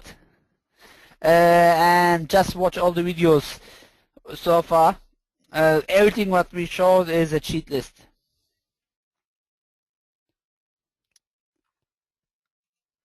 Was it not a good answer? No, you didn't like it, Ben? Yeah, I love it. I love it. Everything is, yeah, always work hard. That should always be everyone's motto. Yeah. Anything else? Trying to find, where's my threat with gate? We've got Adam asking about vulnerability scanners like Nessus or OpenBus. Highly recommend it. Nessus is really, really good. OpenBus, to be honest, I didn't use it, but Nessus, go for it. Learn it hardcore. You will use it. Metasploit, learn it hardcore. You will use it. You will love it. Oh, you should. Kali Linux, use it. It's great. Thank you, Erdal, for fixing the spell mistake. Any other question? I can't find the program. These guys pay me lots of money to show the software, but I can't even find it. That's a good one. I will later record a video for you guys. Any other question? I think Next is just like Metasploit. Okay, Robert, let me answer this question. Metasploit has Nessus inbuilt as well. Yeah, it is Lycan, but Metasploit is better, if you ask me. Alright, that's it then. Let's move on. We did cover that, we did cover that. Blah, blah, blah, blah, blah, blah, blah. Alright, limitations. There are many different penetration testing techniques. You can use the passive research, open source monitoring, network mapping, OS fingerprinting, spoofing, network sniffing, Trojan attacks, brute force attack, vulnerability scan. So you can use, for example, just to answer the question here, Metasploit. Come on. Every time I come to this class, Metasploit is not working. It was working just before the class again. Anyway, you can just launch Metasploit and do your own pen testing as well.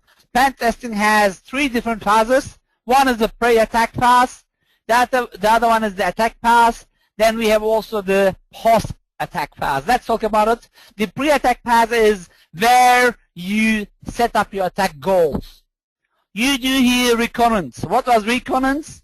Reconnaissance is information gathering, learning about the target. You can do it actively or passively. In passive recon, hacker does not interact with the system directly. It is using the publicly available information. And social engineering might be also passive as well. Where we have active recon, where we look at the open ports, router locations, network mappings, and we will do them. We will try to do some fingerprinting, banner grabbing, while grabbing the information of the operating system.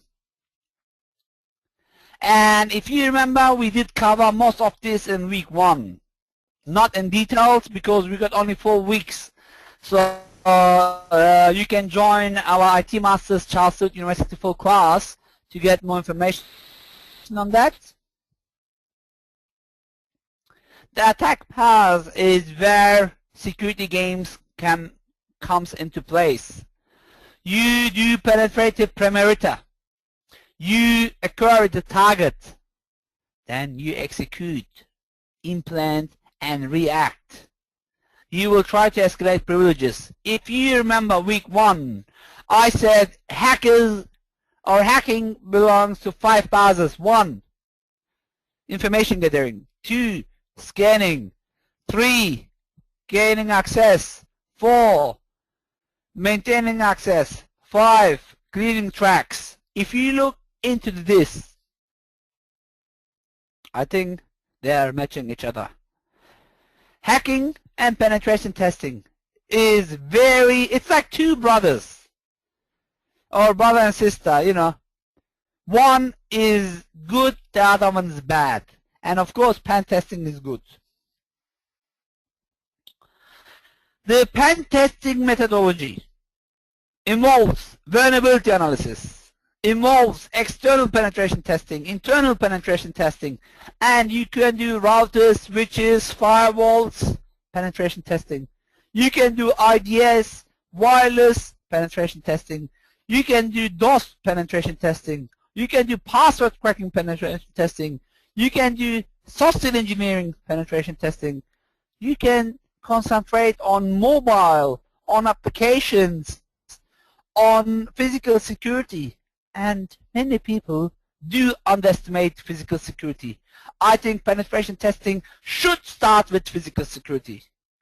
Then you can do database penetration testing, VoIP, VPN, as some of you said before, war dialing, virus and Trojan detection, log management, file integrity checking. If you have Bluetooth in place, Bluetooth penetration testing, communication system penetration testing. If you have email, of course, email security pen testing. Of course, patch management. Of course, data leakage pen testing. So I know I went through very, very fast, but I think you understand that You can do it. There is many different methodologies, and you can do it automatically or manually. But I always say a good penetration tester needs tools. Without tools, you can't do much when it comes to penetration testing. Any question? Yeah, we've got a question here saying, what is your evaluation for Samurai web testing framework? For what? Samurai? Yes.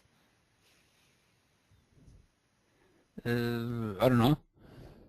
Anybody can help me to answer the question? Is Samurai a tool, or what is the evaluation for Samurai web testing framework? To be honest, I don't know. I didn't look at Samurai. Sorry to tell me. I just saw the question. Ömer. Oh, hello, Ömer. Some site hiding their platform information like operating systems. Hold on. Ömer Kartal. How can we deep dive to find it? So you have to look into the whole classes what we've done. When we do information gathering, I think we did cover it in week 1. If not, look into this session here, Hacker Tools for Ethical Hacking. There are many different tools like you can use. For example, I think I showed it in week 1, just as a reminder. I think some people asked me also this during as well. We had Server Spy, where you can just look in your right hand side in your screen. Let me just so you can see it. Server Spy, which will help you to gain information about the website. As you can see, I'm not a big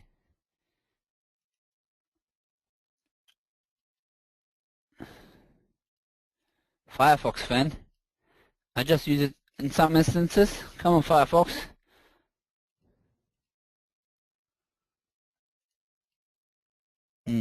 How can I? Alright, now I'm stressing. Anyway, yeah. We had Server Spy, we had Hack Search, we got Firebug. This is some tool for you, Ömer. Any other question? Main thing I couldn't get. How do you do penetration testing? Vipal, seriously, you don't understand how you can do penetration testing? Then please watch the recording again. Penetration is not software where you double click. Actually, yes, you can get a software which you can double click and learn, which will do the penetration testing, but you won't call this penetration testing. To be honest, I don't know if Google is your friend or not, but you can use Google Hacking, and Google Hacking can be a friend for you as penetration testing. By the way, I don't know if you noticed, my blog has new updates. I just saw it now. Thank you, Hakan. I don't know if he's there. You know, friend of mine. For the, let's say, thank you for them. Hakan and Shukru. No problem, Vipal, and I will write you this later as well. You can come and get the website in English as well, Digital Forensic Services. So the guys who helped me to build my vlogs, special thanks to them as well. Yeah, Bilal, it's Joomla site. Up to date at least. Any other question, Ben? Earlier you said that tools were the best thing to use for penetration testing. I've got a question saying, what are the best tools to be using? Metasploit, Kali Unix, Nessus. We did talk all about this, I think. Core Impact, GFI Lengard, and some other tools. You know, all the tools that we talked is a good tool. Aircrack NG, yes, it's also a good tool.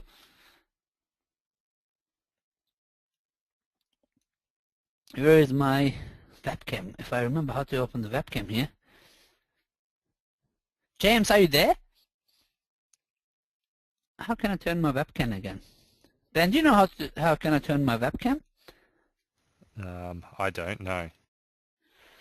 I knew it. It's somewhere Hello, here. I'm here now. Hi, James. How can I turn on the webcam again? Oh, I shouldn't have come here. I don't actually know that. You've done it before. How did you do it? Yeah, I don't know. I don't know. People can Does see anyone the in the screen. audience know? I'm sure we've got some GoToWebinar users here. We don't usually use the webcam. I've done it before. Under the hell? play button, you've got Show My Screen. If you click that drop down, is it Show My Webcam? That's what I'm looking for at the moment. Both screens, screen area. No. I was going to show you some other tools as well, which I have in my hand.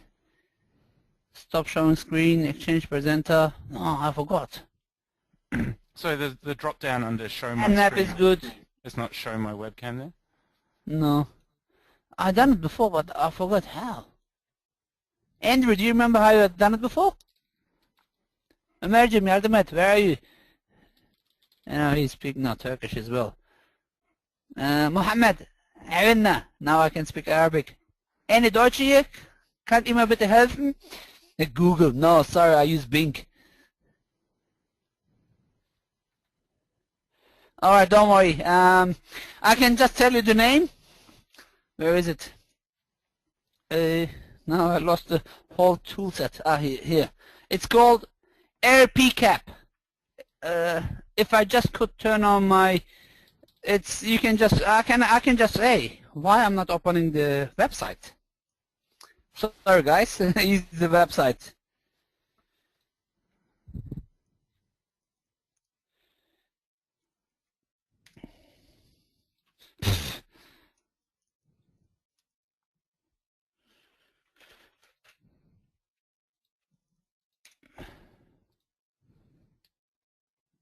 There we go.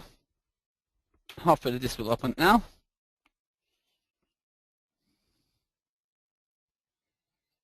I seriously forgot. Alright, you can come and purchase this tool, for example, to do wireless penetration testing. But they have really lots of tools. I got one here in my hand with a huge two antennas, and I bet there is really there are not too many networks which I can't go through. You can just go purchase some hardware from here. This is the software which comes free anyway. Any other questions?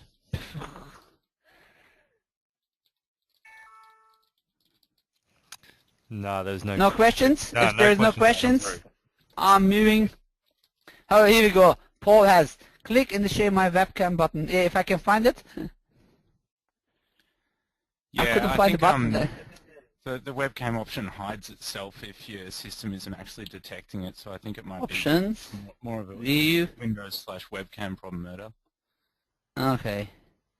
Yeah, there would be a whole control panel option for it otherwise. Okay, don't worry about it now. But thank you anyway, Paul. Hack 5, pineapple is very good. Yes, Mark. Mayush, no, I'm gonna Bing it. Bitte schön. Paul, kannst du Deutsch sprechen? Ah, wrong spelling. No, you can't speak German. Okay. Does anybody care about the exam? No? Okay, then we can skip this part. Oh, look at this! Oh, too many yeses coming through. Alright, I'm just kidding. Just kidding. Calm down. Here we go. Bilal, sort of kind of. Alright, Bilal. For you, I'm skipping it. No problem, Nick. Exams are easy. Yeah. So what will be in the exam? First of all, important. Please watch the demos as well. I might ask questions from the demos. Please make sure you read each and every slide before the exam. Time is up. You can go, Masish. Watch the exam prep videos. About the exam. The exam is timed. Yes, it is open book. And yes, you can sit it in any computer you like. But you got only one attempt. If something goes wrong, please, please, please, oh no, you're going to be on holidays, right? Email James Hale at itmasters.edu. James, who's going to look after while you're away to the exams if something's go wrong? Any problems, just email info@itmasters.edu.au or post on the forum. All right, we'll see info. it Okay. Info at Jeff itmasters.edu. who I'm sure some of you had contact with, or Ben in the office will be able to help you out. Iman, you can find the exam in the wherever you can download. Don't worry, we will not have a DOS attack for 8,000 people. I'm pretty sure not everybody is going to do the exam at the same time. Please don't email me about exam questions. I can't share any questions with you. But any other help, any other question, please feel free. Don't laugh, I had people ask me, Erdal, can you please share the exam questions with me? The answer is no. Do you get a certificate if you complete the course? The answer is yes.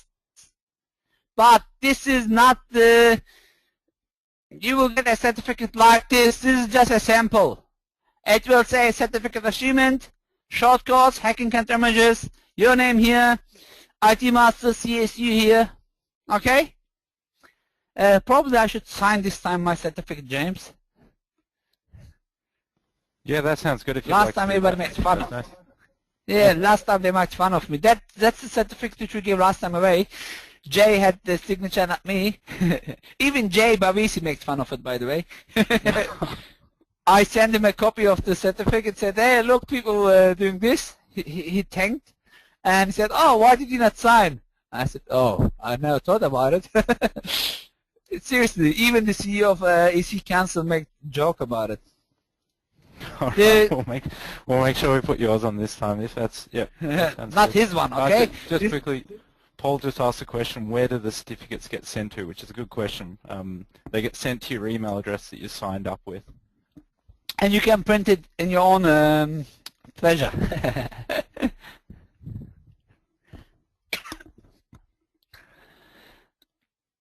All right.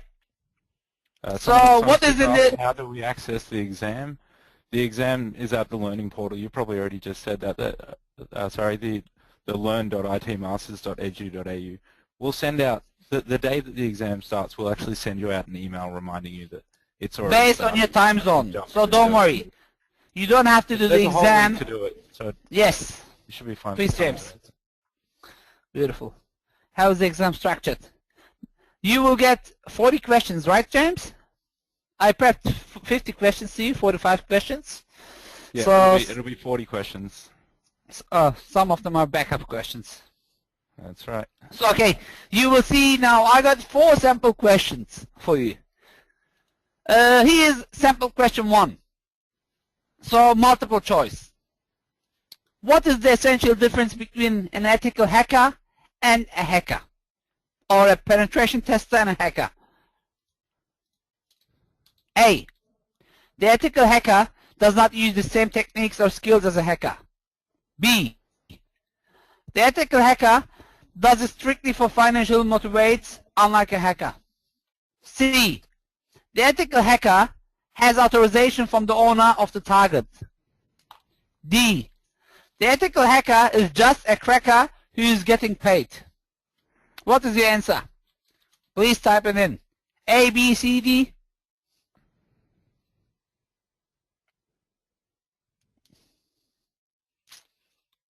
Everybody, oh, someone said D. So I was going to say everybody's right. No, it's definitely not D.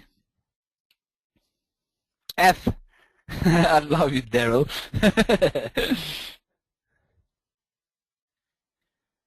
No problem. C is correct.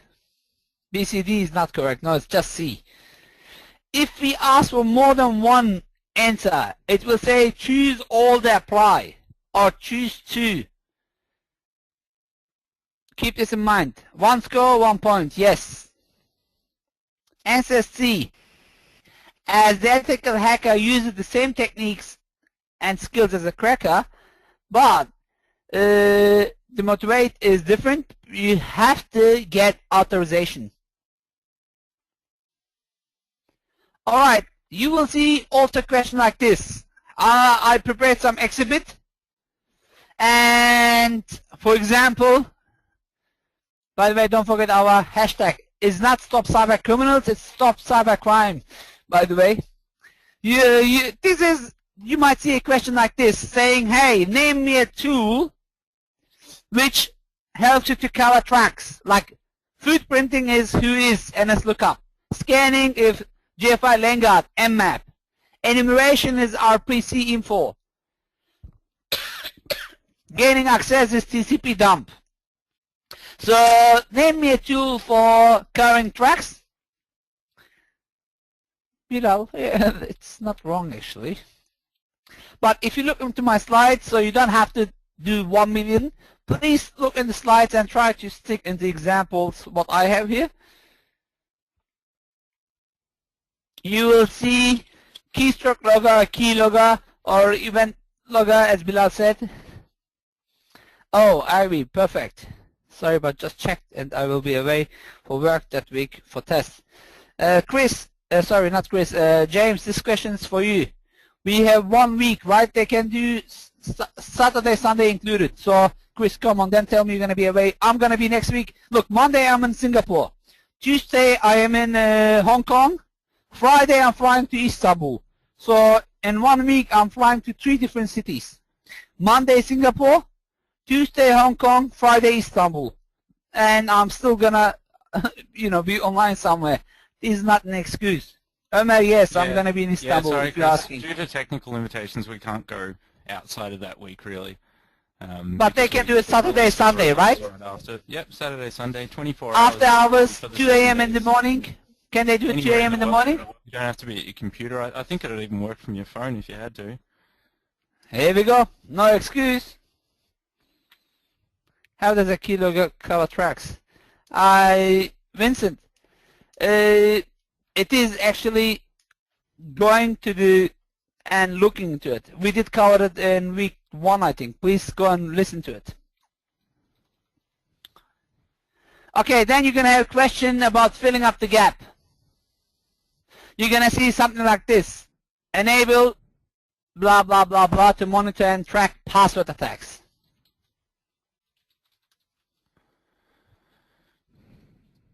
So this is also an example question. And the answer will be, in this case, security audit.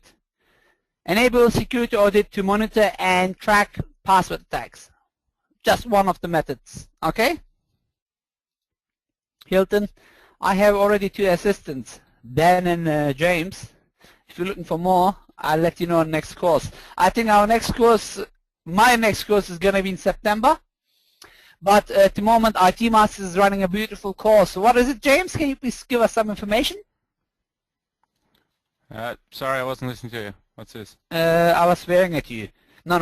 I said my next short course in September for IT Masters, CSU, but IT Masters is running at the moment a short course, which is?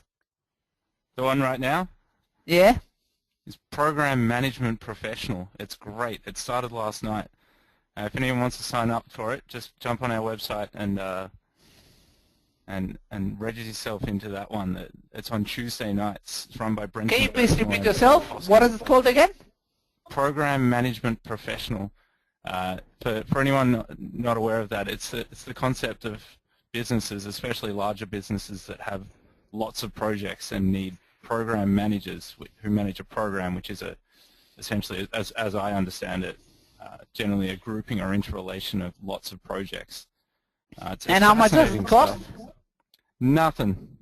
Free again? Seriously? I know I'm getting paid by IT Masters, CSU, so it's free again, right? It is. This is how we do this. I love you guys. Hey, I mean, you guys means I love myself too, part of the team, right? All right, enough, Mark. Enough. This was a hidden advertisement. Back to the next question. Answer security audit. True or false? You're going to have a question like this. Is it true or false? Come on. Repeat the topic. Go to the website, Sakib. Don't be that lazy. itmasters.edu.au. You can see it in every slide. A Trojan horse is an apparently useful and insolent program containing additional hidden code which allows the unauthorized collection, exploration, falsification, oh my god, I can't even read it. How did I write it? Or destruction of data. Come on, Joshua, think twice. Iman, think twice. Mohammed, think twice. Falsification. Thank you, Bilal. Where are you based? Istanbul, I'm going to come and kick you next Friday. Alright, it's true. Ah, Melbourne. Easy, I can kick... sorry, I'll kick you next time when I'm in Melbourne.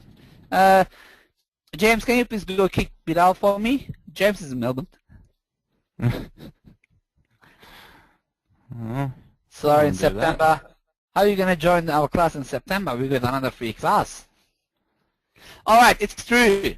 So you will have questions like this, okay? Multiple choice.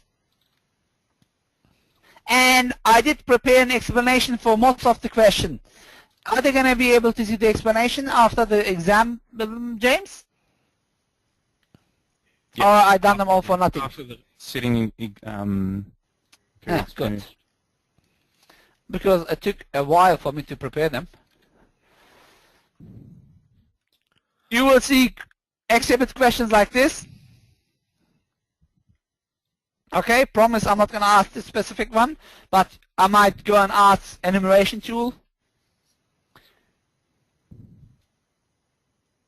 You will have question about fill the gap.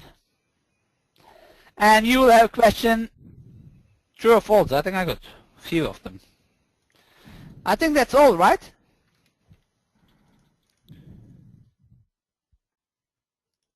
So last week, I think we did publish it also.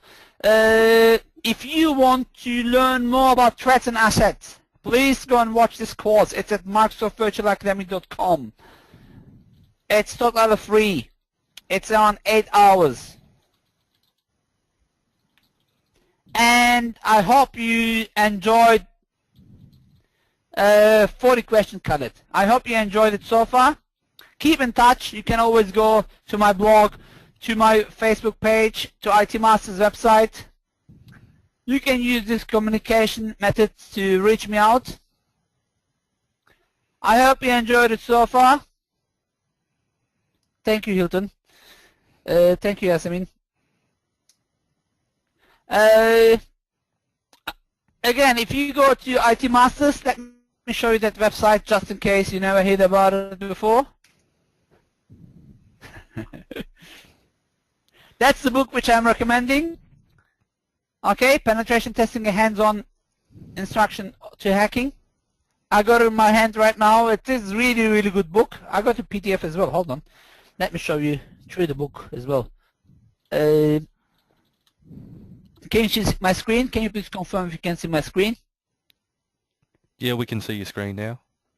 Just a quick one as well, answering a few more questions. You need to get 50% in order to receive a pass mark. You will receive the results after the sitting period, which it will be for 1 week from next Wednesday. And the certificate should be mailed out within about 2 weeks after that. And please make sure you take a screenshot of when you pass the exam. Sometimes something happens. We might ask for the screenshots, right, James? I think it happened to one student. Worst case scenario, it really shouldn't. It's all there in the database. It'll be fine. Okay. That's the PDF version of the book.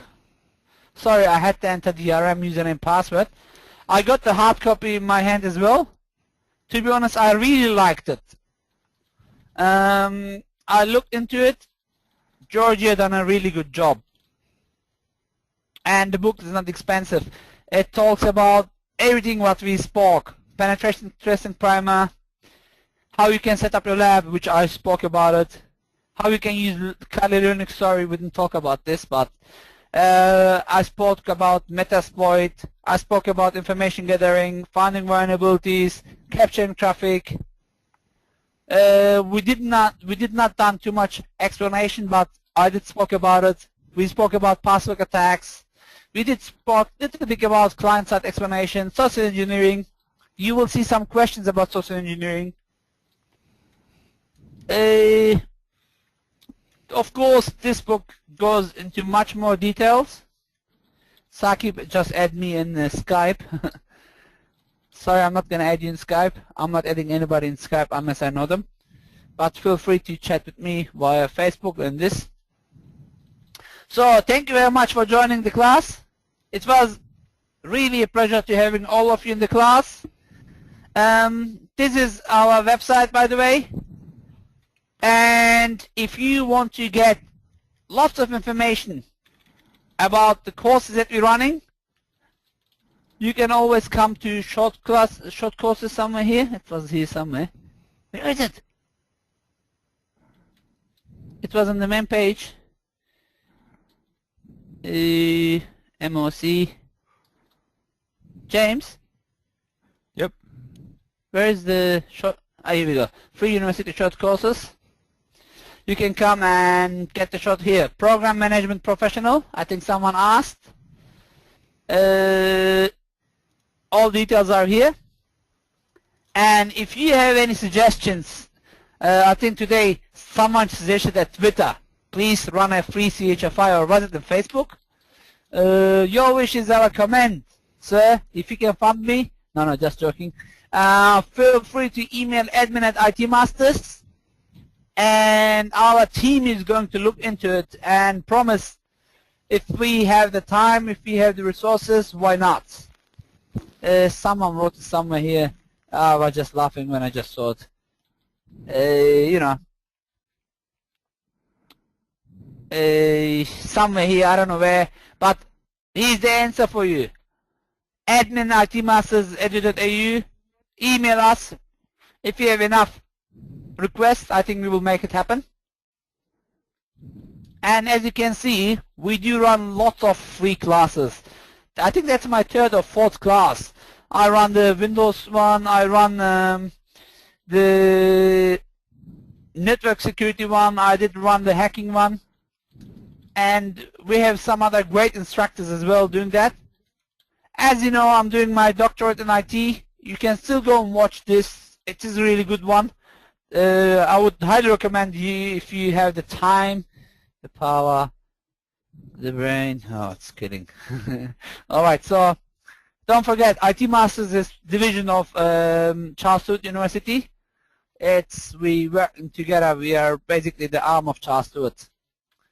Any other questions? Thank you very much, Stephen, for the feedback. Thank you, Zubair. Thank you, Daryl. Oh, look at this. Sagwa has already passed. So if you do the Microsoft Virtual Academy class, you will get also certificates from there, like this. This certificate confirms that the user, Ahmad Sagaf, has completed the contents of course, Defense in Depth Security. And as you can see, I did not sign this as well. Let me just take a screenshot. There we go. Snag it. From Countermeasures, snag it. I use it for free, as you can guess. Life is good sometimes. All right, any other questions? Thank you, Dane. Thank you, Sakib. Thank you, Steven. I think I said thank you. So far. It's over, Sakib. All right, any other question? If not, I don't want to hang up for another 1 hour. I think Ben and James want to go home as well. It's been a long day. Come on. Next week you go to holiday. You are the last person to complain. I'm going holiday 2 weeks later. No, I'm still here. James is going on holiday. Ah, sorry, you were Ben, right? Sorry. Yes. Yeah, I'm so used to James. Sorry, I totally ignored you. You did. The book. Sorry, you still didn't I'll get put the on a book. silly voice next time. Can't be sillier than that, James. No problem. I told you I'm going to fire you back. Remember in the beginning of the class? Here it is. Alright, that's the book. Probably we're going to put the URL in our form as well, okay? Just to get rid of these questions. And it's in the slide deck. I did put it in the slide deck. So Let me see. Home. Yeah, here. It's in the slide deck as well. So if when you download the slide deck, it's going to be there for you. And no, I'm not getting any commissions from the sales. And what will be the topic for September course? It's surprise, okay? I have still a few more tasks to be able to do that. Surprise. So keep an eye on our website. Keep an eye on my personal and a public Facebook page. Only 7,008 likes. Come on, make it higher. Keep an eye in my or IT Masters Twitter. And of course my blog as well. I think I have a blog somewhere here. And keep in mind my blog so you will get it there, okay? I asked, can I sit for the exam on 2nd July? Iman, the exam is open for 1 week. Yep, so 2nd of July is the last day of that. Just keep in mind the time zone. It closes midnight Australian Eastern Standard Time, which is UTC plus 10. So is there a way to subscribe for? Should be fine, yeah. Yes, if you come to our website, I think you can subscribe somewhere here. IT Masters Facebook, by the way, is here. Let me show this as well. Where they can subscribe. James? I've just provided the link that he can go to. Beautiful. Thank you for all organization stuff, IT Masters CSU. No problem, Pani. It was a pleasure. I would like to seriously thank to James, then for the last 2 weeks, Ben. Without them discussed, yes, I could run it, but not that easy, not that great. Special thanks for you two. Thank you. It's been a pleasure. Thanks, Erdal. It's been fun. I don't know if they were getting paid, but I was getting paid. It was nice. That's our... No, you don't have to answer the question, okay? No, we do it for love. Someone did already answer the question. This is our IT Masters Twitter feed. Please follow us there. And we have also a Facebook page somewhere here. This is our IT Masters Facebook page as well. As you can see, I liked it as well. So, hey, look at this. I gave 5 stars. Ooh. Did you notice? 5 stars from me. Please go ahead and like us, okay? By the way, I got stuff. I got to watch. I don't like it. Don't use it. Don't waste your money. Erdal, did you like the security training on the Windows Phone? To be honest, I love Windows Phone. Andrew, your screen is not changing. Actually, yeah, Erdal, you're still on the Amazon screen. Really? Yeah. So I was showing all this for nothing. That's can you see it now? Thank you, Andrew. As usual, my angel. You know, Andrew. Special thanks to Andrew. I mean, for the last 13 weeks, Andrew was my student at IT Masters, Charles Sturt. He's doing his masters, and he was always helpful like that. I hope he will pass the class.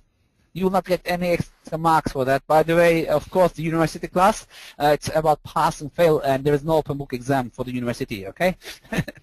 That's our IT Masters Facebook page.